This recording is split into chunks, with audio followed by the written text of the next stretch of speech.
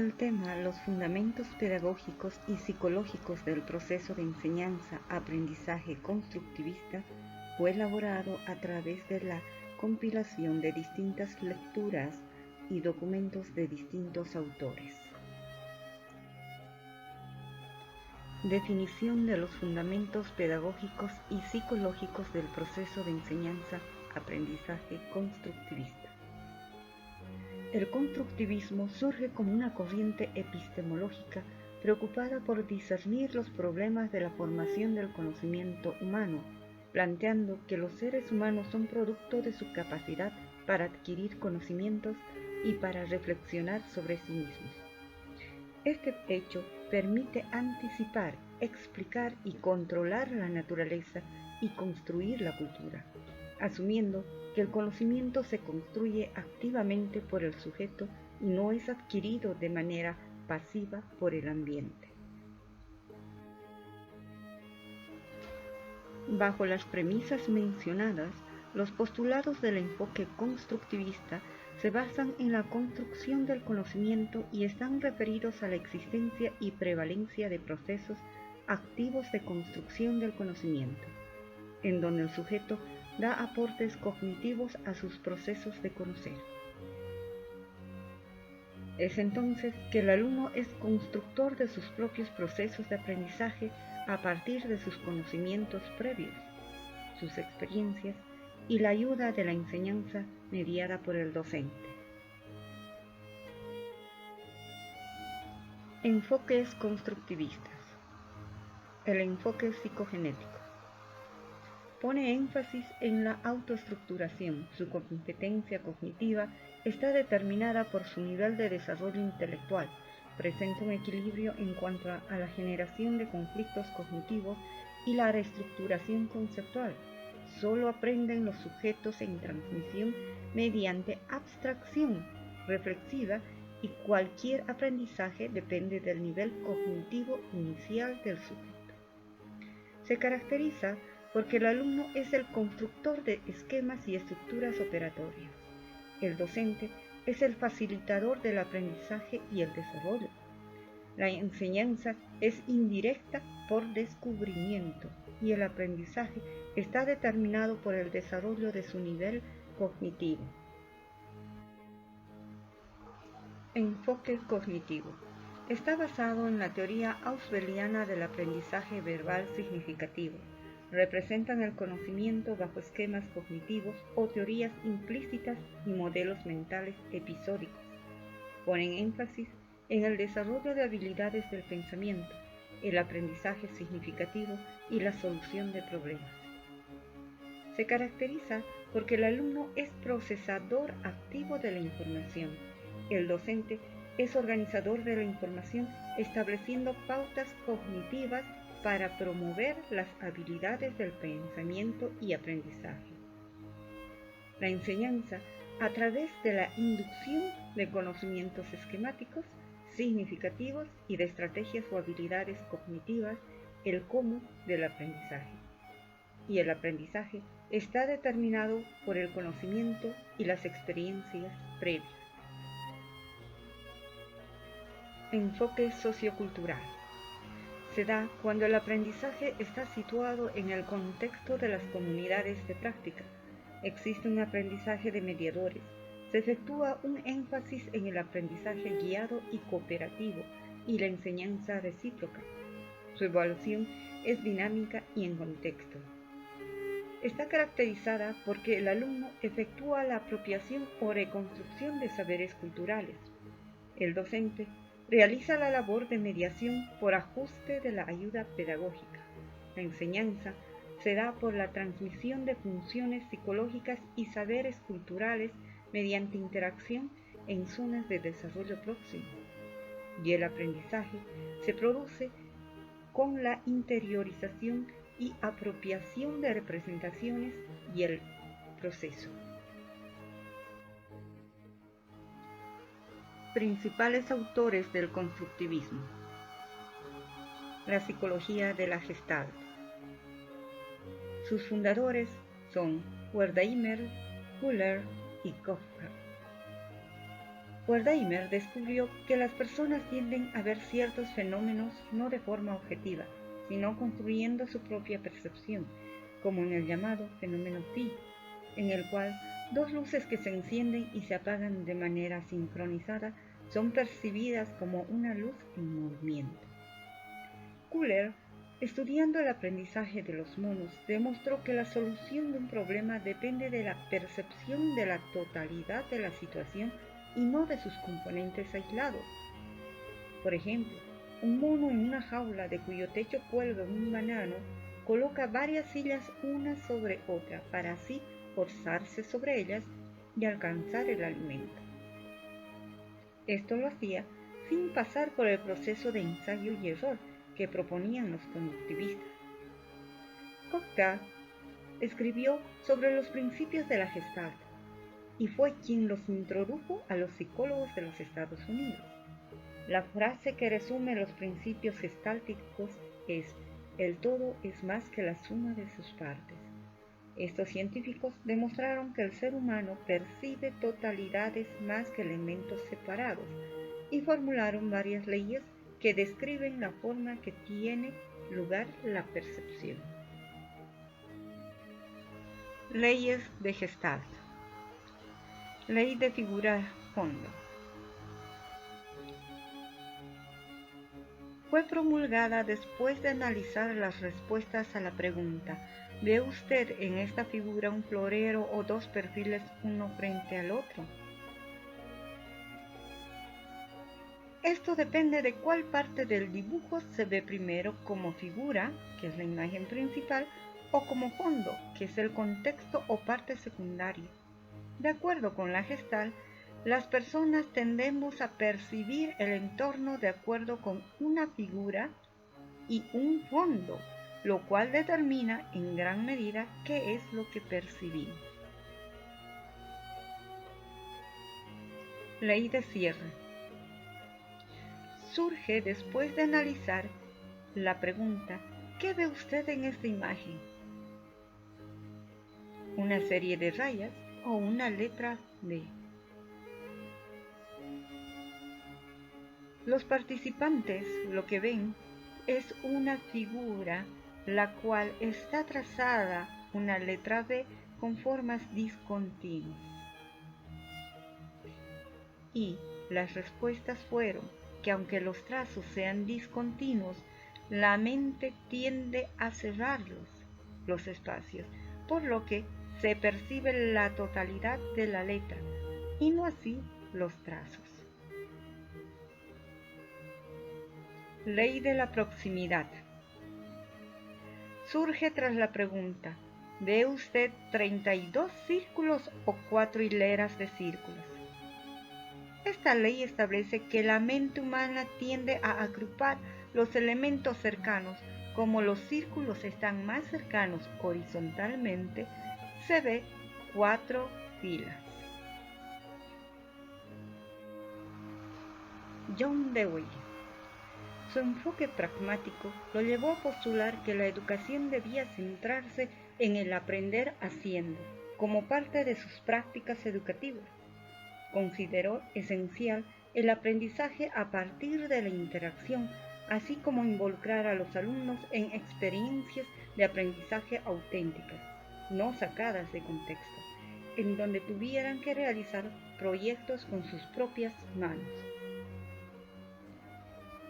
Bartlett determinó que cuando las personas escuchaban una historia y se les pedía narrarla posteriormente, de acuerdo con lo que recordaban, las historias eran modificadas de acuerdo con las experiencias previas y la cultura de los sujetos. Esto le dio a Bartlett la idea de que la memoria no consiste solamente en una copia del mundo, sino que era una construcción propia de cada persona, una reconstrucción imaginativa tal como él la denominó. Las historias largas tendían a condensarse, lo cual indicaba además que las personas solamente podían almacenar cierta cantidad de información. Además, los sujetos tendían a percibir la totalidad de las historias, más que los detalles. Por tanto, percibían las ideas centrales. Piaget postuló que el desarrollo cognitivo se da por etapas, caracterizadas por la forma como el individuo lleva a cabo las operaciones mentales. Estas etapas son la sensoria motora, que se da entre los 0 y 2 años, la etapa preoperacional, que se da entre los 2 y 6 años, la etapa de las operaciones concretas, que se da entre los 7 y 11 años, y la etapa de las operaciones formales, que se da entre los 12 y 15 años, que es cuando la persona es capaz ya de pensar de forma abstracta. Uno de los conceptos centrales de Piaget es el equilibrio. Todo organismo tiende a mantener un equilibrio. Así, en su esfuerzo por adaptarse, el individuo es activo. Siempre está intentando darle sentido al mundo que le rodea. Pero cuando encuentra algún hecho, fenómeno o dato que no concuerda con sus esquemas mentales, se crean tensiones cognitivas. El campo del conocimiento que desarrolló Jean Piaget fue denominado por él mismo epistemología genética, o sea, el estudio sobre los orígenes del conocimiento, cómo llegamos a conocer el mundo, donde el equilibrio tiene lugar a manera de una interacción entre dos procesos fundamentales, la asimilación y la acomodación, los cuales se constituyen en pilares de la teoría del desarrollo cognitivo de Piaget. La asimilación es el proceso mediante el cual la persona asimila la información nueva dentro de los esquemas que ya posee. En la asimilación, el sujeto ve las cosas de acuerdo con los esquemas previos. La acomodación consiste en reestructurar los esquemas mentales que ya se poseen para así acomodar la información nueva, para lo cual la persona se ve forzada a romper sus esquemas existentes para poder darle cabida a los nuevos conocimientos. Vygotsky estudió el lenguaje y su relación con el pensamiento. Para él, el lenguaje es una herramienta ya que permite al ser humano transformar la realidad. Por tanto, para Vygotsky, la interacción social juega un papel fundamental en el desarrollo de la cognición, el aprendizaje colaborativo, en donde los individuos interactúan con sus pares, es uno de los medios de aprendizaje más importantes. A esta concepción se le ha llamado la teoría sociocultural del desarrollo y es uno de los pilares del constructivismo dialéctico o el socioconstructivismo. Establece que el aprendizaje tiene lugar en un contexto sociocultural del cual no se puede abstraer, es decir, el aprendizaje no es un proceso que tiene lugar en un vacío de forma abstracta. Aprendemos de los demás las conductas, normas, valores y visiones del mundo propias de la cultura en la que vivimos, donde la actividad mental es el resultado del aprendizaje social. La zona de desarrollo próximo es la brecha que existe entre lo que el alumno puede hacer sin ayuda y lo que puede llegar a hacer con la ayuda de un compañero más hábil o del docente. Vygotsky creía que los docentes debían trabajar en esa zona con el estudiante, la cual representa el potencial por desarrollar. Trabajar en la zona de desarrollo próximo implica alentar siempre al estudiante a dar un poco más de sí, pero tampoco exigiéndole tanto que no sea capaz de realizar la tarea. El andamiaje. Utilizando la metáfora de un andamio, Vygotsky planteó que el docente en un principio debe brindar ayuda al estudiante, pero después, conforme éste va adquiriendo pericia, el docente debe ir poco a poco retirando el apoyo para que el estudiante logre realizar las tareas por sí mismo. El andamiaje tiene lugar precisamente en la zona de desarrollo próximo. El aprendizaje colaborativo. Vygotsky encontró que el aprendizaje se daba de una mejor forma cuando los estudiantes trabajaban juntos en pos de un objetivo común, para lo cual debían cooperar mutuamente. Esta es una de las estrategias más utilizadas actualmente en los modelos educativos constructivistas. La enseñanza recíproca consiste en que los alumnos también enseñen a sus pares. Este concepto es muy importante en el constructivismo, el cual plantea que no solo el docente enseña, sino que también aprende de los estudiantes. De la misma forma, el estudiante no solo aprende, sino que puede también enseñar. Kelly desarrolló una filosofía que llamó alternativismo constructivista, estableciendo que la realidad no es una sola, sino que cada persona la construye de una manera distinta, alternativa. Cada persona tiene su propia construcción alternativa del mundo. Ninguna construcción del mundo está totalmente acabada. Es así que toda persona genera constructos sobre la realidad de forma análoga a cómo los científicos hacen teorías. Al igual que los científicos postulan hipótesis, las personas tienen expectativas. Asimismo, en ocasiones, las personas deben ajustar sus constructos a la realidad, igual que los científicos hacen con sus teorías. Su postulado fundamental es que las personas realizan esfuerzos por anticipar el mundo, las personas y hasta a sí mismos.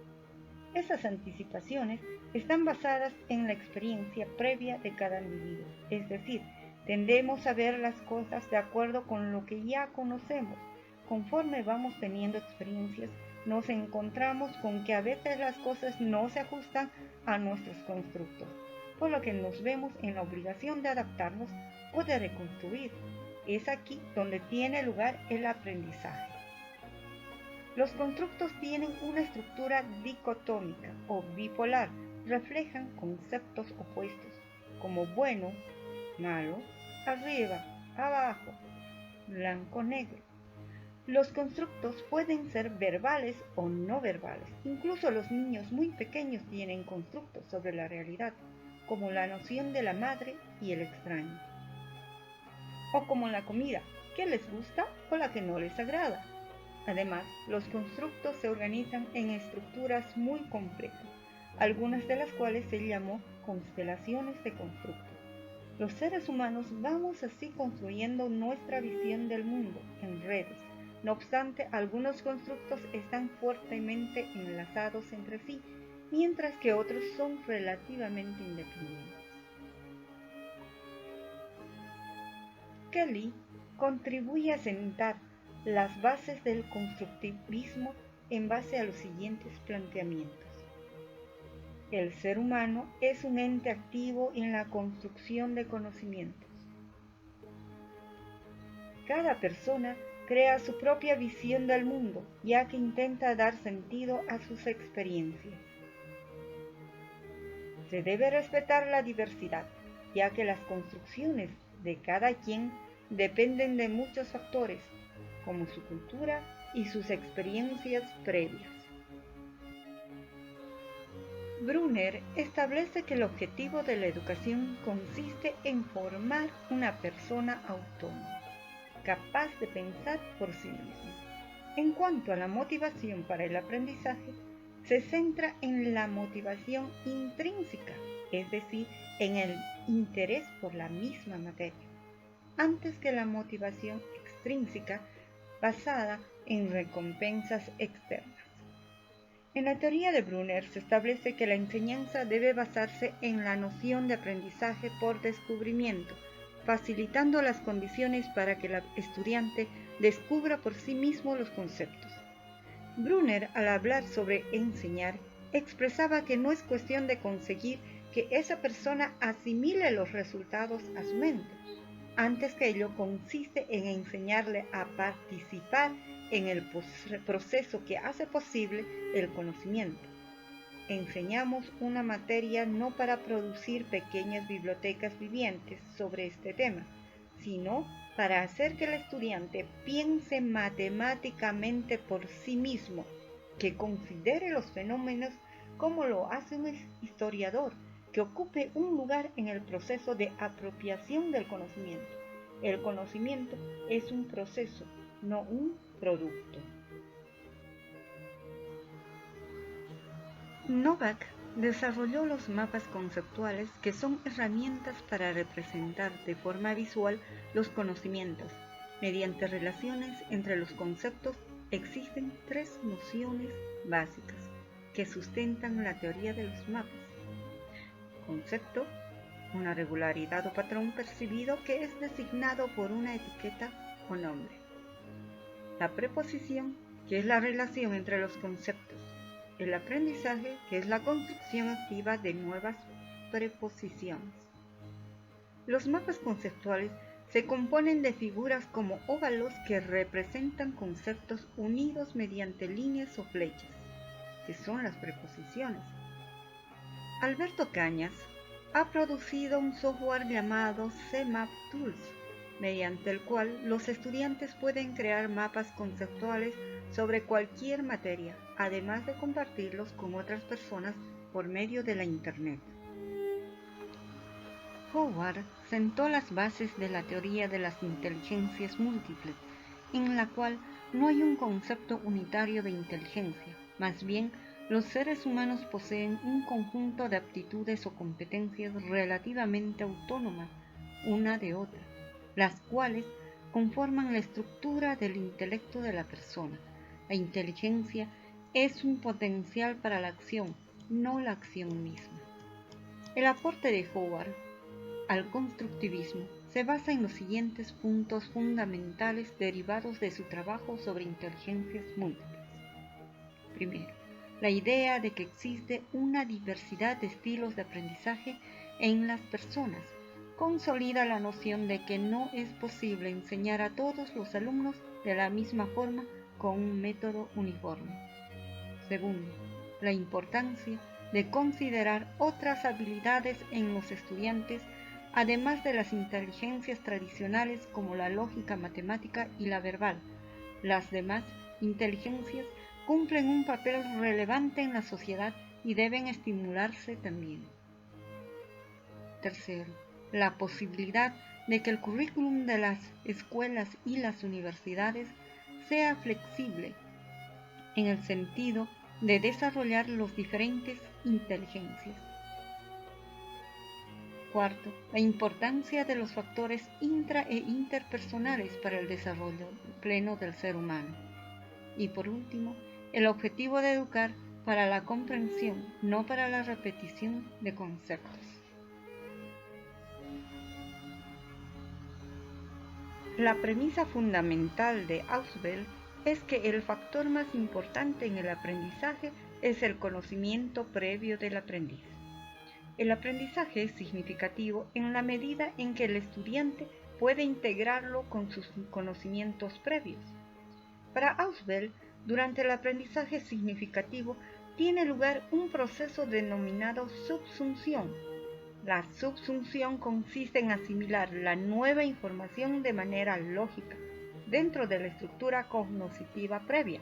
Para que la nueva información pueda ser incorporada, deben existir ciertas ideas de anclaje en la organización mental existente, de forma que el individuo pueda así tener un punto de apoyo para comprender la materia nueva. Ausubel distinguió el aprendizaje significativo del aprendizaje memorístico, ya que este último se relaciona con el aprendizaje que tiene lugar sin que ocurra la subsunción, es decir, aprendizaje que no es significativo, sino que implica solamente la repetición de información. Algunos le llaman también aprendizaje mecánico. Uno de los aportes de la teoría del aprendizaje significativo es el uso de los organizadores previos, que son la información que se le brinda al estudiante antes de presentar un tema o concepto nuevo, con el fin de brindarle un contexto que le permita tener puntos de anclaje para incorporar la materia que se va a presentar después, y puedan ser de dos tipos, expositivo o comparativos. Mediante los organizadores previos expositivos, el docente brinda a los estudiantes un nuevo conocimiento necesario para comprender la lección. Con los organizadores comparativos se utilizan comparaciones y metáforas previas para que los estudiantes comprendan los conceptos de la lección. Ausubel propone principios esenciales para la enseñanza universitaria, los cuales son: primero, la importancia de identificar siempre los conocimientos que los estudiantes traen al aula. Esto es, que en la primera clase o antes de iniciar cada tema, el docente debe dialogar con los estudiantes sobre lo que ya saben o no en relación con el tema que se va a ver, o evaluar mediante alguna actividad sus conocimientos previos. El docente debe estar atento también a temas que, aunque no estén directamente relacionados con la materia que va a exponer, pueden servir como un punto de anclaje, de manera que, a través de analogías o ejemplos, se pueda facilitar la comprensión de los estudiantes. Segundo, se debe prestar especial atención a las vivencias de los estudiantes, es decir, a experiencias personales que hayan tenido que pudieran servir como ilustraciones, ejemplos o puntos de partida para comprender un tema.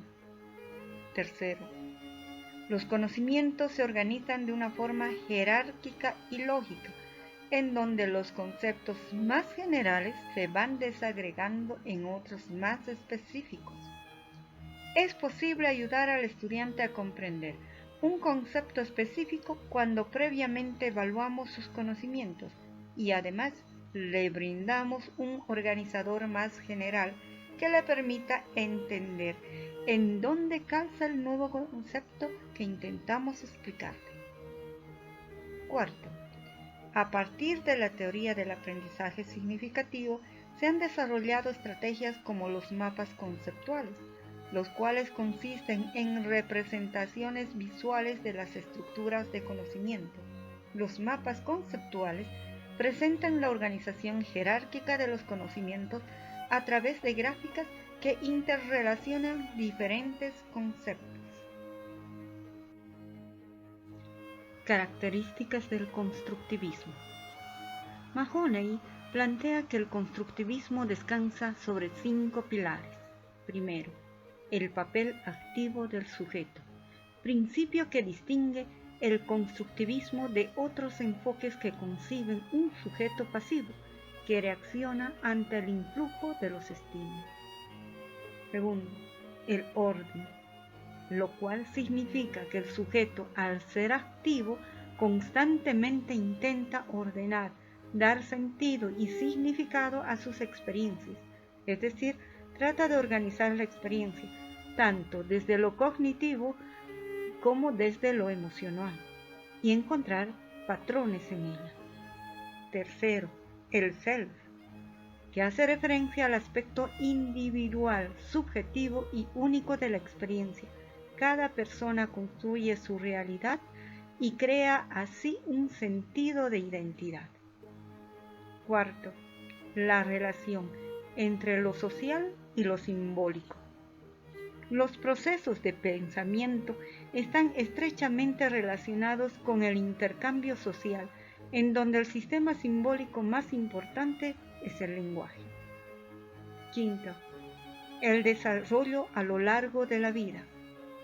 El proceso activo de búsqueda de significados en un contexto social tiene lugar en virtud de un flujo continuo de tensiones contrapuestas que se dan a lo largo de la vida. Driscoll identifica las siguientes condiciones para el aprendizaje a partir del constructivismo. Primero, el aprendizaje debe tener lugar en ambientes complejos, reales y relevantes. En el constructivismo no se abstrae al estudiante del ambiente cotidiano, se busca el aprender haciendo para la solución de problemas complejos, reales e importantes. De igual forma, se evalúa el aprendizaje no mediante preguntas fuera de contexto, sino con actividades auténticas. Segundo, negociación. Se da a través de la interacción social como un componente esencial del aprendizaje. Se considera que el conocimiento se construye mejor cuando existe intercambio, no solo entre profesor y alumnos, sino entre estos últimos. El aprendizaje colaborativo es fundamental en este sentido. Tercero, utilización de perspectivas múltiples sobre los fenómenos y distintas modalidades de representación. El constructivismo promueve no una única visión sobre la realidad, sino una diversidad de puntos de vista, la discusión, la construcción personal y social. Cuarto, motivación para la apropiación del proceso de aprendizaje. El estudiante debe ser capaz de autorregularse, de forma que asuma una postura activa ante su proceso de aprendizaje. Quinto, desarrollo del autoconocimiento acerca del proceso de construcción del conocimiento. Se refiere a la metacognición, elemento central para que el estudiante desarrolle una comprensión sobre sus propias estrategias de aprendizaje. En este sentido, el constructivismo asume un papel activo y reflexivo por parte del alumno. Las características y condiciones de aprendizaje describen que el sujeto no es un receptor, sino que asume un papel activo. Sus percepciones le dan sentido y significado al mundo. El conocimiento es una construcción personal, es una interpretación del mundo. No existe una realidad objetiva, separada del sujeto que conoce. Traducido en una teoría sobre el aprendizaje, este enfoque sobre el conocimiento da como resultado el constructivismo, y de él se desprenden estrategias de enseñanza destinadas a fomentar el aprendizaje. El constructivismo propone que todos los seres humanos aprenden a lo largo de la vida, en un continuo desarrollo que no tiene fin. El aprendizaje no tiene lugar solamente en un salón de clases, es algo cotidiano que se da en todo lugar y en todo momento. El enfoque constructivista en educación. Cole menciona que la postura constructivista en la educación se nutre del aporte de las distintas corrientes del constructivismo. Es así que la construcción del aprendizaje en la educación se sustenta en la idea de que el desarrollo intelectual y personal del alumno dependerá de su contexto cultural, la planificación del docente, el diseño de estrategias, aprendizajes significativos, motivación, interés, entre otros factores. Por tanto, en el enfoque constructivista se interrelaciona con el cómo y el qué de la enseñanza. Postnote establece que el constructivismo en sí no es una teoría sobre la enseñanza, sino una teoría sobre cómo conocemos y aprendemos. Es así que puntualiza las aplicaciones que tiene el enfoque constructivista en la educación, en las siguientes. Primero, el aprendizaje no es el resultado del desarrollo, el aprendizaje es el desarrollo. Por tanto, el aprender requiere invención y autodirección del estudiante.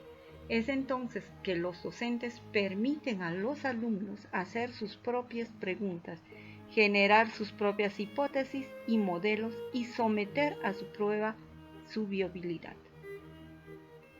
El desequilibrio facilita el aprendizaje. Los errores deben verse como resultado de las concepciones de los estudiantes, dándoles la oportunidad de realizar investigaciones que impliquen retos que les permitan explorar y generar diversas posibilidades, tanto confirmatorias como contradictorias. Las contradicciones en particular deben fomentarse, explorarse y discutirse. La abstracción reflexiva es la fuerza motriz del aprendizaje.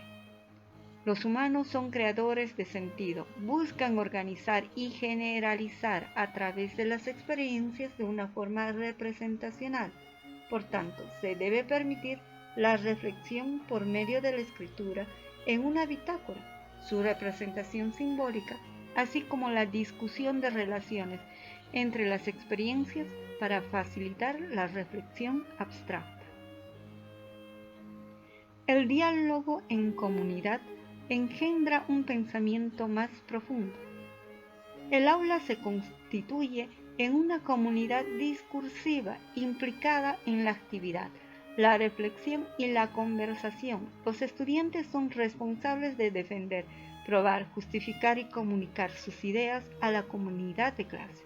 Las ideas se aceptan como verdaderas solamente en el tanto que tienen sentido para la comunidad, por lo que se elevan al nivel de aprendizaje compartido. El aprendizaje procede hacia el desarrollo de estructuras. Al darle sentido al mundo, los sujetos pasan por cambios estructurales progresivos, por lo que se constituyen ideas mayores conocidas como inclusivas. Estas son principios centrales organizadores que pueden ser generalizados a diferentes experiencias y que implican deshacer o reorganizar las concepciones anteriores.